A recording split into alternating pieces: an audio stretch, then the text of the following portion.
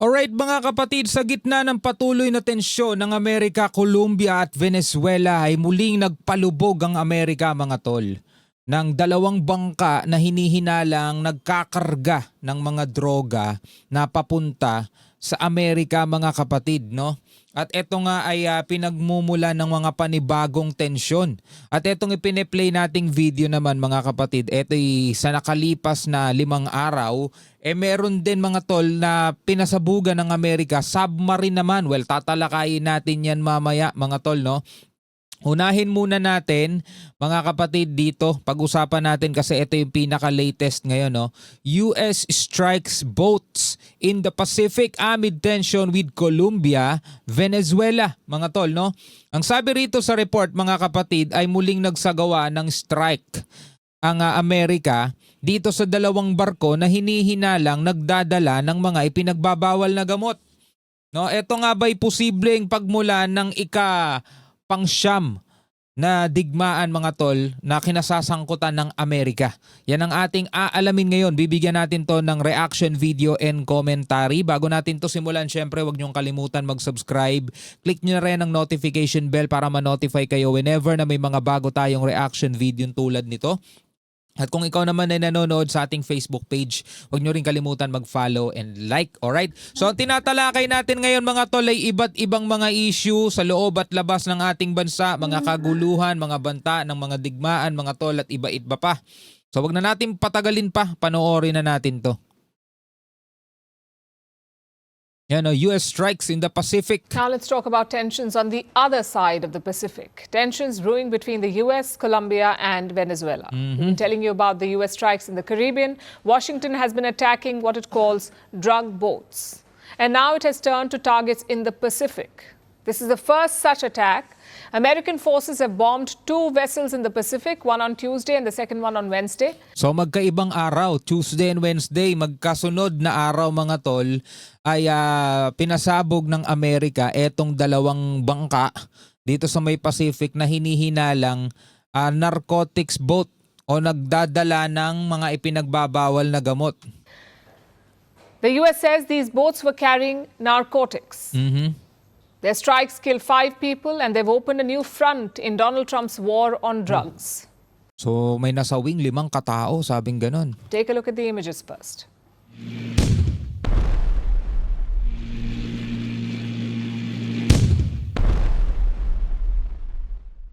So samot-saring reaction nga mga kapatid ang nakukuha rito ng Amerika. Kasi etong mga ganitong aksyon mga tol ay wala nang due process, sabing gano'n ng iba mga tol. Wala nang kumbaga hearing, wala nang mga ganong mga basta pinaghihinalaan ka o alleged kasi nakalagay dito allegedly. Diba? So hinihinalang mga drug cartel boat to, pinapasabog na lang nang hindi na kailangan pang imbestigahan, hindi na dumadaan sa proper due process. So tinatawag nga rin to ng iba na extrajudicial parang killing, ganun, di ba? Ngayon, ang sabi naman ni Donald Trump, mga kapatid, sa ibang report na panood ko, no, tinitignan niya daw to bilang parang self-defense na rin, no? Bagamat merong nasawi na ilang katao, nililigtas naman daw niya ang libu-libong tao na pwedeng maapektuhan nitong droga, mga kapatid, no? Yun ang sabi ni Donald Trump, no? Tuloy natin to. This video was released by the US Secretary of War. His name is Pete Hegseth. He called it a lethal kinetic strike. Lethal kinetic strike, sabing ganon ni Secretary of War. No? Yesterday at the direction of President Trump, no? Ayon daw mga kapatid sa kumpas, no, direktiba ni President Trump, the Department of War conducted a lethal kinetic strike on a vessel being operated by a designated terrorist organization and conducting narco-trafficking in the Eastern Pacific. Yun ang sabi ni Secretary of War Pete Hegseth. He said the vessel was operated by, and I'm quoting again, a designated terrorist organization. Pete Hegseth compared them to the Al-Qaeda, the terrorist group behind the 9/11 attacks. He said, and I'm quoting again, just as Al-Qaeda waged a war on our homeland, these cartels are waging war on our border and our people. There will be no refuge or forgiveness, only justice, sabing ganon ni Secretary of War. By likening drug cartels to Al-Qaeda, he's made America's posture quite clear. Washington sees this as a war. And that's a big shift. It's also a controversial shift because the US has not provided any evidence. Did the boats actually have drugs? We don't know. Oh, yun yung sinasabi ko kanina, napanood ko sa ibang report.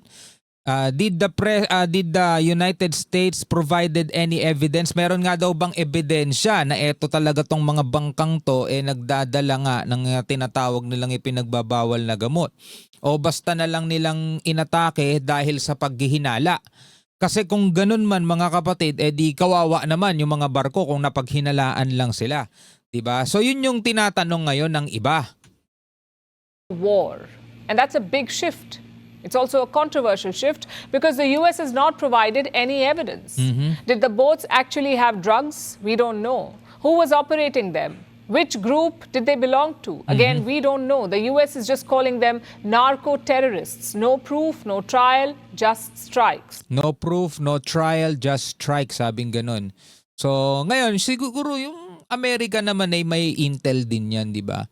Meron siguro silang mga top secret na mga ganyong klaseng mga info na hindi na dinidisclose pa sa public. Pero yun nga kasi ang tanong anong ebidensya ng Amerika na etong bangka nga to nagdadala ng ipinagbabawal na gamot o kaya anong ebidensya? Kasi walang trial, walang proof, walang evidence, basta strike, no? Nakita kang naglalayag dyan, isang mabilis na bangka, di ba? Tapos yun. Let's put this into perspective. The Americans have carried out at least 7 such attacks in the Caribbean. Together, they have killed around 37 people. 37 people na. Ang dami The White House says this is about stopping drug trafficking into America, and Donald Trump insists they're saving lives. The only way you can't ito yung napanood ko. feel bad about it is you realize that you won't feel badly about it, is you realize that every time you see that happen, you're saving 25,000 American lives. So, linawin natin na sinasabi dito ni Donald Trump kasi sabi, di ba may nabalitang namatay na 37 people na. Sabi niya ganun. Ang dahilan daw kung bakit hindi siya nakakaramdam ng sama o kumbaga konsensya dahil iniisip niya inililigtas niya yung mas maraming tao. Diba? So etong mga to okay lang mawala, ang mahalaga na ililigtas niya yung mas maraming tao. Balikan natin yung sinabi niya. The only way you can't feel bad about it is you realize that you won't feel badly about it, is you realize that every time you see that happen, you're saving 25,000 American lives. 25,000 American lives. Every one of those boats that gets knocked out is saving 25,000 American lives, not to mention the torn up families all over the country. And whenever I see that, I say to myself, I just saved 25,000 lives. Ganyan din yung ganyan din yung parang sinasabi dati ni dating Pangulong Duterte, di ba? Ang katumbas naman nun, ang kapalit nun nung mga nasasawi sa kanyang madugong war on drugs mga tol is katumbas naman doon nun is mas maraming Pilipino ang nasasagip. Diba? Mas maraming mga pamilya ang naililigtas mula doon sa mga addict na gumagamit ng ipinagbabawal na gamot. Ngayon, gusto ko malaman kung ano ang opinion ninyo about dito. No, pwede kayong magbigay ng commentary kasi kung iahambing natin, 'di ba? Sabi, no trial, no evidence, no proof, just strike. Sabing ganoon, mga tol, 'di ba? Sabing ganoon sa balita. So kung may kukumpara natin dun sa mga ipinaparatang sa dating Pangulo, kaya nga siya ngayon ay nandoon sa ICC, diba? Sabi extra o EJK na lang para mas madaling tandaan, no? EJK, extrajudicial. Ibig sabihin wala nang due process, wala nang trial. Diba? Basta ligpit ka, ganun. Tuloy natin to. So Trump has called the strikes self-defense, but experts say it looks more like a military campaign. They've called it, and I'm quoting, a breach of the UN Charter and an extrajudicial execution. And it's not just about the strikes, it's also become personal between the leaders. Extrajudicial execution. Ganun din yun EJK, ganun din Donald Trump has trained his guns on the presidents of Colombia and Venezuela. The Colombian president is Gustavo Petro. Trump has accused him of making drugs. That's Oh. what he said. He's making drugs. He's also called Petro a thug and a bad guy. Nako. And he has cut aid to Colombia. Remember, the US and Colombia have been close allies in the region. They have been partners in the war on drugs for decades. But in recent months, the ties have nosedived and Colombia has hit back sharply. President Petro has said that he would take legal action in American courts. He's also called the US strikes in the Pacific acts of murder. Next door, Venezuela has also been furious. Like I said, the US has conducted several strikes off its coast. Venezuela's president is Nicolas Maduro. He says Washington is using the strikes as a cover for regime change. So ngayon, dalawa na ang tensyon na kinasasangkutan ng US, Colombia at saka Venezuela sa iisang problema, no? Sa parehong problema sa kaso ng mga ipinagbabawal na gamot. And he has warned that any attack on Venezuelan soil will be an act of war. And now Maduro is also putting on a show of force. Yesterday he said Venezuela has 5,000 Russian missiles, enough to counter the US forces. 5,000 Russian missile enough to counter US forces, sabing ganun ni Maduro. No, any attack daw sa Venezuelan oil is act of war. Eh di ba plano pa naman ng Amerika mga tol, sila kikilos dito sa lupain ng Venezuela at sila na daw ang huhuli doon sa mga drug cartel na yan. Na sinasabi nga ni Maduro, dinadahilan lang yan ni Trump, gusto lang talaga niyang palitan yung rehimen. Every military force in the world is aware of the power of the IGLA-S, and Venezuela has deployed no fewer than 5,000 IGLA-S in key air defense positions to ensure the peace, stability, and tranquility of its people. More than 5,000. Those who understand, understand. He's talking about the Russian-made Igla-S missiles. These are short-range, shoulder-fired missiles. They can shoot down low-flying aircraft. Maduro says they're deployed across Venezuela. It's his way of saying, don't mess with us. But the US is doubling down. They have deployed warships, F-35 fighter jets, and even a nuclear submarine to the Caribbean. Thousands of American troops are on standby, ostensibly for a counter-narcotics operation. Ito itatapat nila dun sa mga basuka ni Maduro, no? But in reality, it's turning into a geopolitical showdown. Washington says the strikes are necessary. The South American countries say they're acts of war. Clearly, this is no longer about drugs, though. It's about power and control. So sinasabi ng iba, ito'y act of war na at hindi na to basta-basta tungkol sa mga drug cartel na tulad nga ng sinasabi ng US. Ito na daw ay pagpapakita ng puwersa ng Amerika, mga tol. Ngayon, panoorin natin. Ito naman, nauna pa to mga tol nitong mga nakaraan pa to, mga 5 days ago na.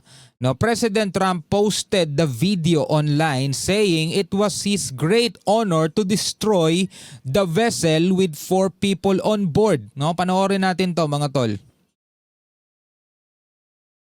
Submarine to, submarine. Ayan, no? In the Caribbean Sea. Right now, we begin with breaking news. We are seeing new video of the latest U.S. military strike on a submarine in the Caribbean Sea, accused of carrying drugs. President Trump posted this video online, saying it was his great honor to destroy the vessel with 4 people on board. So 2 people sabi- died in Thursday's attack and 2 survived. So sabi mga kapatid ay may lamang tao to, 4. Tas eto daw ay nagdadala, sabi alleged drug submarine. No, US releasing survivor, sabing ganun. New video of military strike on alleged drug submarine. So submarine na ngayon to. Kanina yung pinapanood natin mga bangka, eto naman. Nauna pa to submarine. The president announced the survivors will be returned to their home countries of Ecuador and Colombia, where they will face charges. Now, President Trump has said many of these boats are coming from Venezuela. Earlier this week, Trump confirmed he authorized covert CIA action in the South American country, increasing tensions with Venezuelan dictator Nicolas Maduro. Ooh. Alright mga kapatid, Right so now, eto na nga, no? Ang sinasabi ng iba, hindi na to daw about doon sa drug cartel na sinasabi nga ng US. Ito'y may kinalaman na sa pagpapakita ng puwersa at act of war. No? Palagay ba ninyo mga tols, ano sa tingin ninyo, ito ba'y posibleng pagmulan ng panibagong gera na kinasasangkutan ulit ng United States of America? Pwede kayo magbigay ng comment sa ibaba mga kapatid, pwede kayo magbigay ng inyong opinion at reaksyon. Siyempre alam naman ninyo kapag may mga ganitong klaseng labanan, malaki ang impact nito sa pangdaigdigang ekonomiya. Kahit na malayo tayo sa kanila, hindi tayo apektado directly nung gera nila. Pero malaki ang epekto nito sa pandaigdigang ekonomiya at mararamdaman natin yan dito sa Pilipinas, no? Ano sa tingin ninyo? Pwede kayo magbigay ng comment sa ibaba. Hanggang sa muli, ako nga pala si Shobaldi. Peace out.